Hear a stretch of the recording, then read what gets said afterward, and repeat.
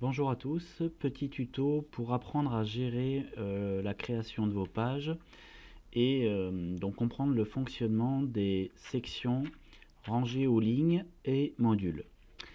Donc pour commencer, je démarre avec une page vierge en cliquant sur le bouton Commencer à construire, sachant qu'au préalable, j'ai activé le Visual Builder. Voilà, je me retrouve donc dans cette situation où, pour commencer, le système me propose d'insérer une rangée. Alors moi, je vais éviter cette étape en fermant cette partie-là et faire comme si je voulais, ici, en cliquant sur le plus bleu, choisir le type de section que je souhaite avoir dans mon site. Donc la section est, par définition, l'élément le plus large et le plus important dans un site. Une section peut contenir des rangées ou lignes, donc ce qui va nous permettre de fixer des colonnes, une colonne, deux colonnes, trois colonnes ou plus, ou pas d'ailleurs, puisque si on choisit une section plein écran, il n'y aura pas de rangée à insérer. À l'intérieur de cette rangée va être installé des modules. Alors ici, je choisis une section dite normale et automatiquement, le système va me proposer ici de choisir le type de rangée que je souhaite. Donc une colonne, deux colonnes, trois colonnes. Donc moi pour les besoins de l'exercice, je vais choisir deux colonnes et le système donc me propose de chaque côté l'insertion de modules. Donc pour l'instant je ne l'insère pas mon module pour vous montrer un petit peu comment est faite la structure. Donc en bleu ici, vous voyez la section.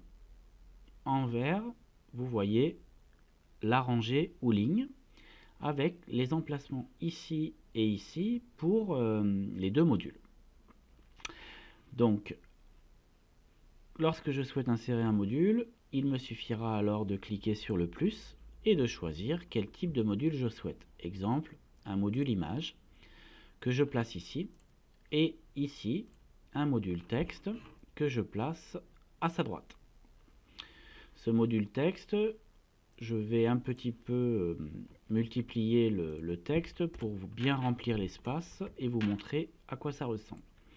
Donc ici un module, ici un module, ici une rangée, ici une section.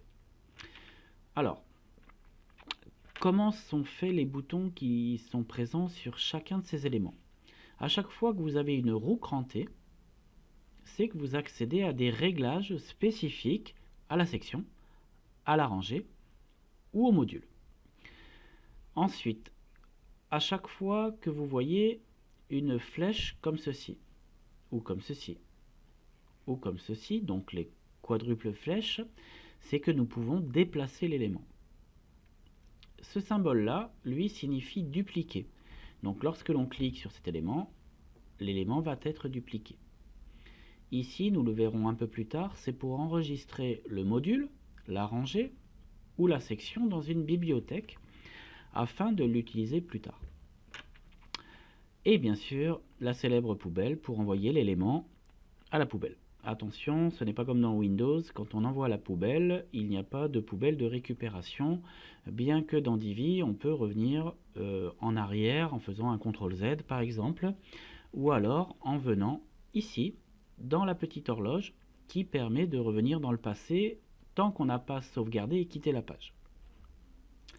Voilà, donc pour la démonstration, je vais ici dédoubler ma section, ma rangée, et vous vous apercevez donc ici, j'ai une image qui n'est pas installée et du texte. Eh bien, je peux très facilement maintenant déplacer mes éléments comme ceci, en les prenant avec les quadruples flèches. Voilà, donc c'est très facile de bouger les éléments dans Divi en utilisant à chaque fois les flèches de déplacement. C'est-à-dire que si je change d'avis, exemple pour cette rangée, je veux l'inverser avec celle du haut, eh bien il me suffit de prendre la flèche ici et de poser ma rangée comme ceci.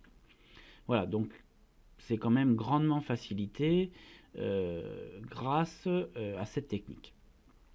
Ensuite, ici, vous avez pour chacun des éléments un accès à des réglages. Exemple, pour la section qui est ici, je peux par exemple, pourquoi pas, mettre un fond.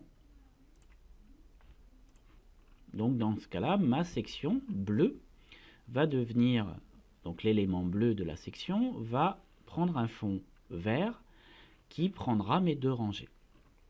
Exemple encore, ici dans ma rangée, je peux définir pour cette rangée un fond spécifique d'une autre couleur afin d'identifier mes deux éléments. Bien sûr, c'est pas très joli, hein, mais c'est pas le but de l'exercice. Voilà. Donc, et quand on change d'avis, donc on vient dans la roue, on revient dans fond et on met à la poubelle ce fond. Voilà. Donc, vous voyez, l'utilisation des sections rangées et modules est grandement facilitée dans Divi. Ça ne pose pas de très grands problèmes. Finalement, seule votre imagination va faire la différence. Ensuite, petite information, lorsque dans une rangée on veut changer d'avis, ce n'est pas un souci. On vient sur ce petit bouton de réglage qui nous permet de redéfinir le choix de mise en page. Donc par exemple là, je suis passé à 3 colonnes, ce qui me permet très facilement ici de dédoubler mon image et de la déplacer comme ceci. Donc, vous voyez, on peut facilement modifier en cours de route sa structure de page. Voilà,